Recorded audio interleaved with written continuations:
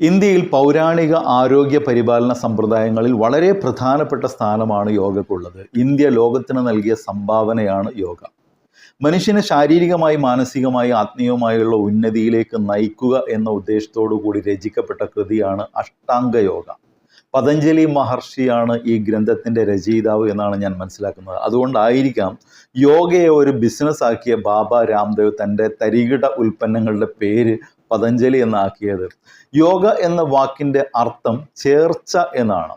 തിരക്ക് പിടിച്ച ഈ ജീവിതകാലത്ത്, തിരക്കും മത്സരവും വ്യാകുലതകളും നിറഞ്ഞ ആധുനിക കാലത്ത് മനുഷ്യൻ്റെ വർദ്ധിച്ചു വരുന്ന മാനസിക പിരിമുറുക്കത്തിൻ്റെ പിരി അയക്കാൻ യോഗക്കുള്ള കഴിവ് അതുല്യമാണ്. ആധുനിക ചികിത്സാ സമ്പ്രദായങ്ങളുടെ ഭാഗമായി യോഗയെ മാറ്റാനും അതുവഴി ആ പുരാതന സമ്പ്രദായത്തിൻ്റെ സാധ്യതകൾ പ്രയോജനപ്പെടുത്താനുള്ള പരിശ്രമങ്ങൾ നടന്നു വരുന്നുണ്ട്. അതേസമയം യോഗ ഹിന്ദു മതത്തിൻ്റെ ഒരു അനുഷ്ഠാനമാണെന്ന് തെറ്റിദ്ധരിക്കുന്നവരുമുണ്ട്. എന്നാൽ പുതിയ കാലത്ത് അത്തരം തെറ്റിദ്ധാരണകൾ പൂർണ്ണമായി മാറി വരുന്നുണ്ട് എന്ന് തെളിയിക്കുന്നതാണ് Thavanoor MLA doctor KT Jaleel തൻ്റെ ഫേസ്ബുക്കിൽ പങ്കുവച്ച ഈ വീഡിയോ. മലപ്പുറം ജില്ലയിലെ തവനൂർ കേളപ്പജി കാർഷിക എഞ്ചിനീയറിംഗ് കോളേജിൻ്റെ ഓഡിറ്റോറിയത്തിൽ നടന്ന യോഗ ഫെസ്റ്റിലെ ഒരു വീഡിയോയാണ് അദ്ദേഹം പങ്കുവച്ചത്. കൂടെ ഒരു കുറിപ്പുമുണ്ട്. മത്സര വിജയികൾക്ക് സമ്മാനദാനം നിർവഹിക്കാൻ എത്തിയതായിരുന്നു അദ്ദേഹം. ആദ്യം ആ വീഡിയോ ഒന്ന് കാണാം.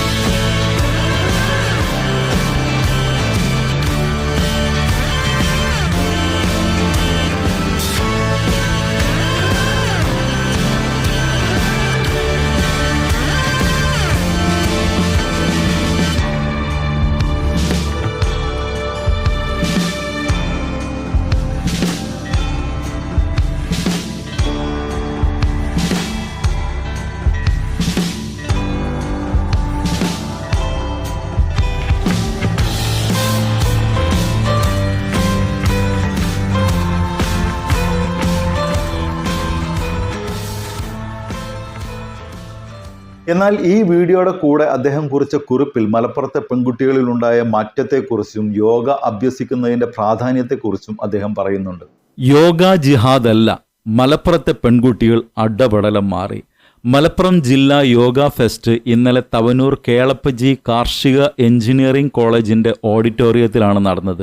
വിജയികൾക്കുള്ള സമ്മാനങ്ങൾ നൽകാൻ മത്സരം തീരുന്നതിന്റെ 15 മിനിറ്റ് മുമ്പ് ഞാൻ സ്ഥലത്തെത്തി. അതിനാൽ അവസാനത്തെ 4 മത്സരങ്ങൾ കാണാൻ ഭാഗ്യം കിട്ടി. മലപ്പുറത്തെ പെൺകുട്ടികൾ അടപടലം മാറി. എല്ലാ രംഗത്തും അവരുടെ കയ്യൊപ്പ് പതിയുന്നു എന്നത് അനിവചനീയമായ അനുഭൂതിയാണ് നൽകിയത്. ഇതിനെ ആരും യോഗ ജിഹാദ് എന്നൊന്നും പറഞ്ഞു കളഞ്ഞേക്കരുത്. കുട്ടികളെ 1-ാം ക്ലാസ് മുതലേ യോഗ പരിശീലിപ്പിച്ചാൽ അതവർക്ക് വലിയ ആത്മവിശ്വാസം നൽകും, പ്രത്യേകിച്ച് പെൺകുട്ടികൾക്ക്. രാജ്യത്ത് ആദ്യമായി 2016 കായിക മത്സര ഇനമായി യോഗ ഉൾപ്പെടുത്തിയത് 1-ാം പിണറായി സർക്കാരാണ്. പിന്നീടാണ് ഇന്ത്യ ഗവൺമെൻറ് പോലും അതിന് മുതിർന്നത്. യോഗയും ആയോധന കലകളും സ്വായത്തമാക്കാൻ നമ്മുടെ കുട്ടികൾക്ക് അവസരം നൽകിയാൽ അതൊരു പുതിയ വിപ്ലവത്തിന് വഴിയൊരുക്കും. കുട്ടികളെ പരിശീലിപ്പിക്കുന്നത് വനിതാ യോഗ വിദഗ്ധരാണ്. ഒരു ടീമിൻ്റെ മത്സര പ്രകടനമാണ് ചുവടെ. മത്സരത്തിൽ പങ്കെടുത്ത എല്ലാവർക്കും അഭിനന്ദനങ്ങൾ. മറ്റൊരു വീഡിയോ ആയിട്ട് വരുന്നവരെല്ലാവർക്കും ഗുഡ് ബൈ.